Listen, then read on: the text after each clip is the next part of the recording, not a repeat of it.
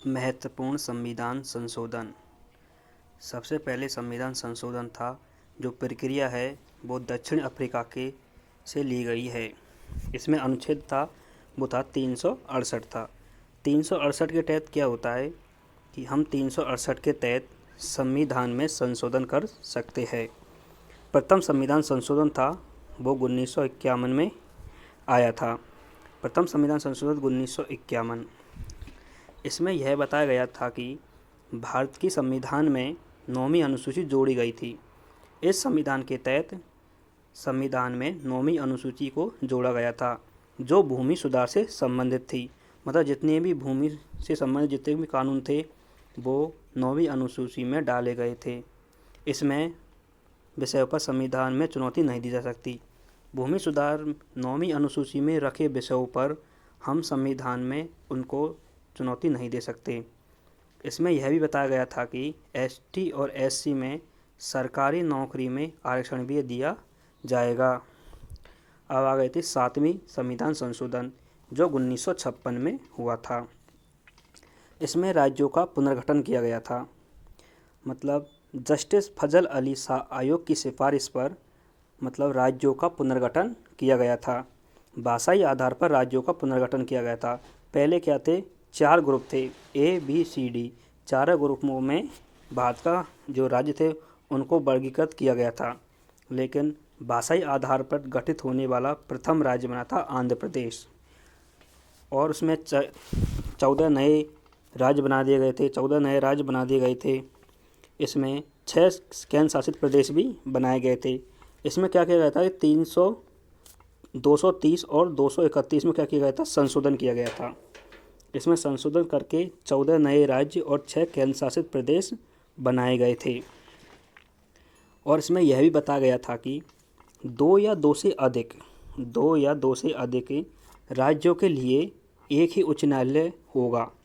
इसका अनुबंध किया गया था। या 2 से अधिक हो भी सकती है या 2 भी हो सकती है। इसके लिए एक ही उच्च न्यायालय का क्या किया गया था, प्रावधान किया गया था। अब आता है 15वां संविधान संशोधन अधिनियम जो 1963 में लाया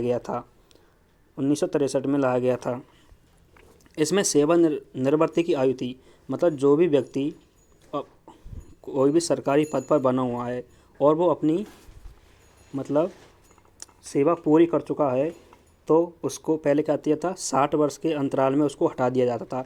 लेकिन अब 15वें संविधान संशोधन के तहत उसको 60 वर्ष से बढ़ाकर 62 वर्ष किया गया था। उच्च न्यायालय में न्यायाधीशों की सेवानिवृत्ति की आयु थी वो 62 वर्ष कर दी गई थी। 24वां संविधान संशोधन अधिनियम 1971। संसद को संविधान संशोधन की शक्ति दी गई थी।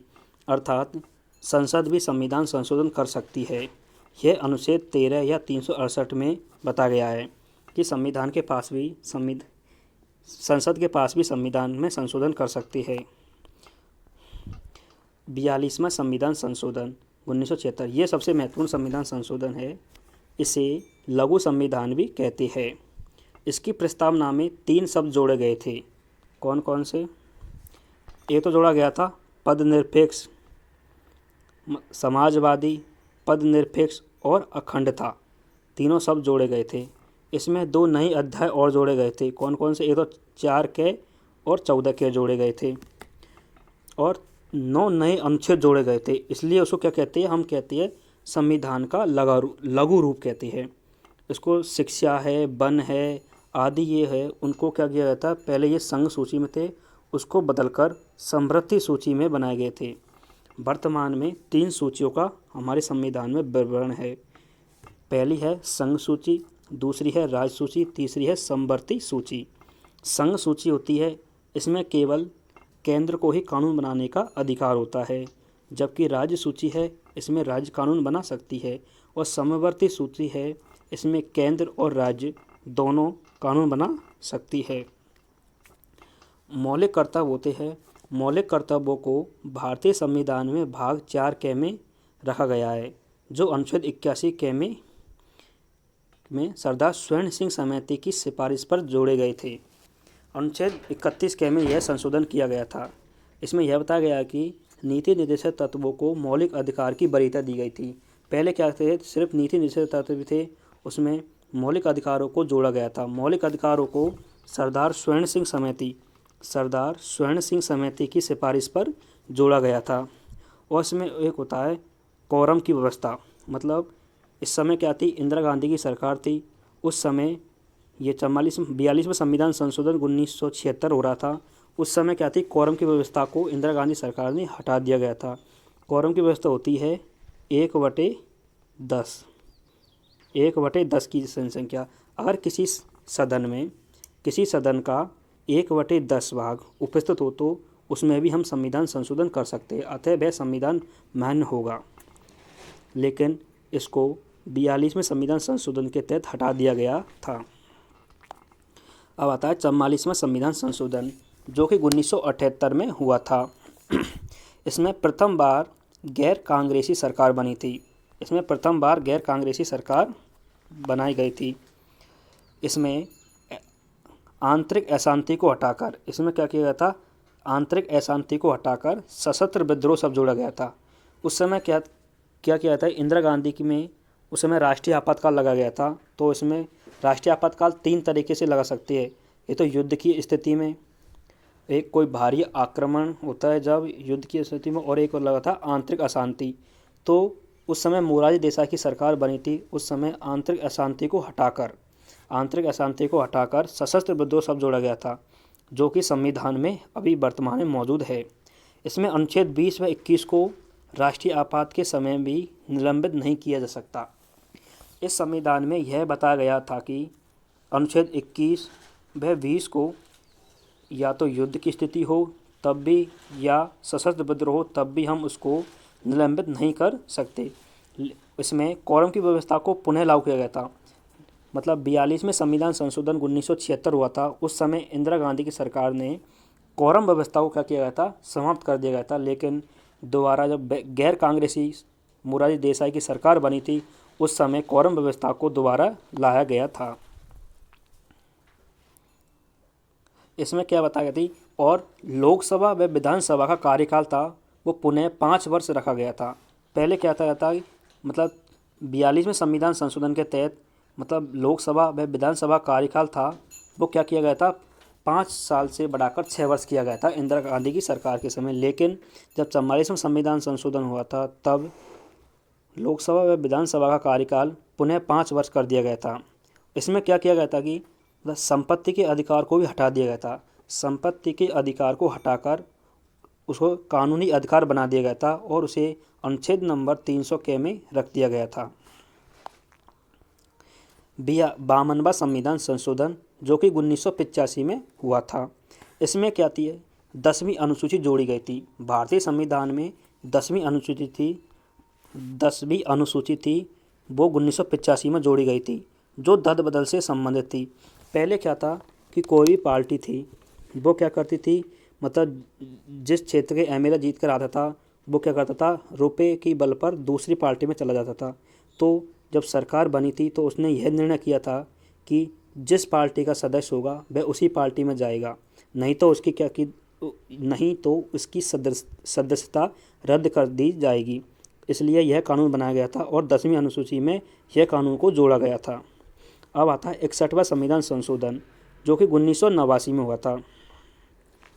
इसमें लोकसभा और विधानसभा में मतदाता की आयु 21 वर्ष से घटाकर 18 वर्ष कर दी गई थी। पहले क्या था कि लोकसभा विधानसभाओं में जो मतदाता की आयु थी वो 21 वर्ष थी, लेकिन जब राजीव गांधी की सरकार बनी थी तब उसमें क्या किया गया था कि जो मतदाता की आयु मतलब वोट देने की आयु है वो 21 वर्ष से घटाकर 18 वर्ष कर दी गई थी। अब आता है 69वां संविधान संशोधन 1991 में। ये कई बार परीक्षा में पूछ चुका है। इसमें दिल्ली को राष्ट्रीय राजधानी क्षेत्र का दर्जा दिया गया था। पहले क्या थी, दिल्ली मतलब कोलकाता से दिल्ली लाया गया था राजधानी को दिसंबर 1911 में। उस समय वहाँ का गवर्नर था लॉर्ड होर्डिंग, क्योंकि जब जॉर्ज पंचम भारत आया था उस समय क्या था, मतलब राजधानी को कोलकाता से दिल्ली लाया गया था।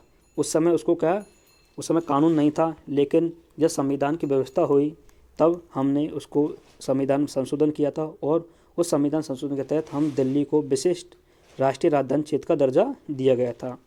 अब आता है 73वां संविधान संशोधन जो 1992 में हुआ था। इसमें क्या होता है, यह पंचायती राज व्यवस्था से संबंधित था। जैसे गाँवों की व्यवस्था थी, उसके अंतर्गत ये आता था। इसमें 11वीं अनुसूची को जोड़ा गया था।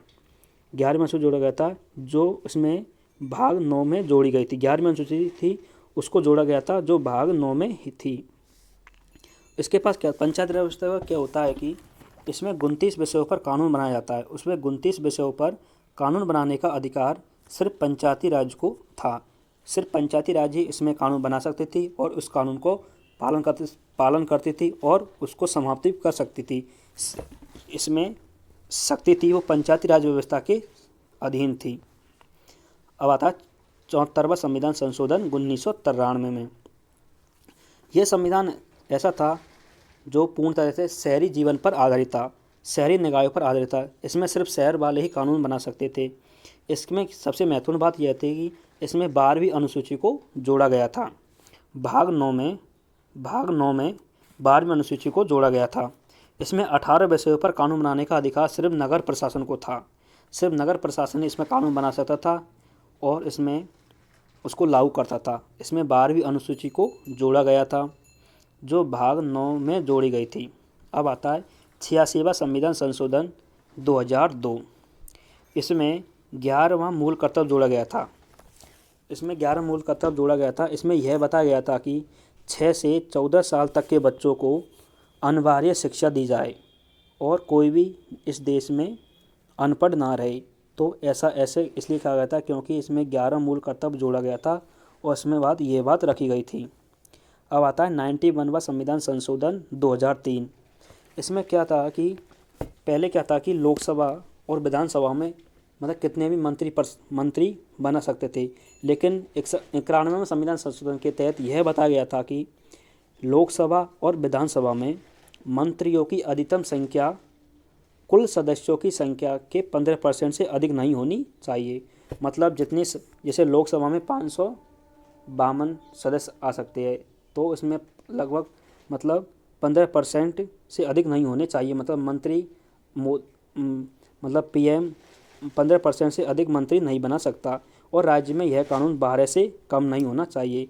लेकिन दिल्ली एकमात्र ऐसा केंद्र शासित प्रदेश है जिसमें 12% से कम महामंत्री है। अब आता है 101वां संविधान संशोधन जो कि जीएसटी से संबंधित है। जीएसटी थी वो 1 जुलाई 2017 से लागू हुई थी। यह 122वां संविधान संशोधन विधेयक बिल था जो कि सबसे पहले लोकसभा में आया था, फिर राज्यसभा में आया था। राज्यसभा और लोकसभा से पास होकर यह राष्ट्रपति के पास चला जाता है। अगर किसी भी बिल को हम पास करते हैं तो उसमें राष्ट्रपति के सिग्नेचर होने अति आवश्यक है। इसमें क्या कहते हैं, इसमें 5 दरें होती थी। ये तो 0%, 5%, 12%, 18% और 28%। इसमें 3 दरें थी, मतलब इसमें 5 दरें थी और ये 3 प्रकार की होती थी। ये तो थी IGST, एक होती थी CGST, एक होती थी SGST। इसमें 3 प्रकार की GST थी और यह 20 लाख की आय पर लगती थी। अर्थात 103वां संविधान संशोधन। इसमें क्या किया गया था कि जो गरीब सवर्ण थे उनको क्या किया था, 10% आरक्षण दिया गया था। कौन कौन से शिक्षक संस्थानों में और नियुक्तियों में उनको क्या किया गया था, 10% आरक्षण दिया गया था। और इसमें अनुच्छेद 15 और 16 में संशोधन करके यह अधिकार उनको दिया गया था और यह 124वां संविधान संशोधन विधेयक बन गया। अब था 104वां संविधान संशोधन अधिनियम 2020। ST/SC की सीटों के लिए उसमें संविधान में क्या एक अलग से अध्याय है। ST/SC के सीटों का बंटवारा कैसे होता है वो संविधान में विवृत है, लेकिन उसमें क्या कहता था कि 2021 तक ही संविधान में क्या था, सीटों का आवंटन था। लेकिन मोदी सरकार ने इसको बदलकर 2023 तक बढ़ा दिया गया, अर्थात 2023 तक एसटी और एससी की सीटों में कोई भी परिवर्तन नहीं होगा। मूल संविधान में 47 सीटें एसटी की आरक्षित है और 84 सीटें एससी की आरक्षित है। यह 10 वर्ष के लिए बढ़ाकर 2023 कर दी गई है, 2023 कर दी गई है। और यह 126वां संशोधन विधेयक बन गया था। इसमें सीटों को आवंटन कर दिया था। इसमें एंग्लो इंडियन जो राष्ट्रपति के द्वारा चुनकर आते थे, 2 एंग्लो इंडियन, उनके पदों की सीटों को समाप्त कर दिया गया था।